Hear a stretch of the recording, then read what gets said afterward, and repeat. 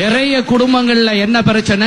வாழ்த்துறதே இல்ல, கேவலப்படுத்துறதுக்கு ஒரு பெரிய கூட்டம். நீங்க எப்ப வாழ்த்துறீங்களோ இறைவனுடைய படைப்பை, கண்ணுக்கு தெரியாத உலகம் உங்களை வாழ்த்தும். நீங்க வாழ்த்திக்கிட்டே இருங்க, இறைவனுடைய ஆப்ஸை யூஸ் பண்ணுவீங்க. வாழ்த்துங்க, நல்லா இருக்கணும் வாழ்த்துங்க. என்ன கெட்டு போகுது நமக்கு? இறைவனை வணங்கி கொண்டு நான் ஏன் உள்ளே பேயாக வாழ வேண்டும்?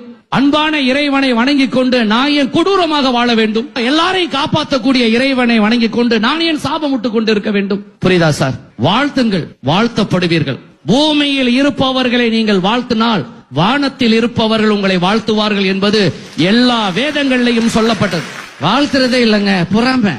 சில பேரை நீங்க பார்க்கலாம் தாமல்ல, வாரம் ஹார்ட் அட்டாக் வரும். ஏன்? பக்கத்து வீட்டுக்காரன் பெயிண்ட் அடிச்சுட்டு ஹார்ட் அட்டாக் வந்துடும். பெயிண்ட் அடிச்சுட்டானா 2 பிரஷர் மாத்திரை.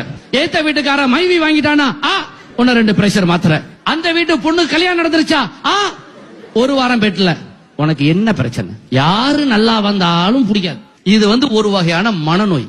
ஆக எல்லாரும் உங்களை வாழ்த்தி இருக்கிறாங்களே ஐயா, நீங்க எப்போது ஒரு வார்த்தை உங்க மனசுல இருந்திருக்கும், நான் செஞ்ச தர்மம் எங்கே, நான் செஞ்ச புண்ணியங்கள்லாம் எங்கே? அப்படி இந்த மாதிரி தான் உங்களுக்கு ஆசீர்வாதங்களாக நீங்க செஞ்ச தர்மங்கள் உங்களுக்கு கொடுக்கப்படும். புரிஞ்சிருச்சா? இன்னையிலிருந்து நீங்க நல்லா இருப்பீங்க. வாழ்க வாழ்க வாழ்க. நன்றாக இருங்க ஐயா.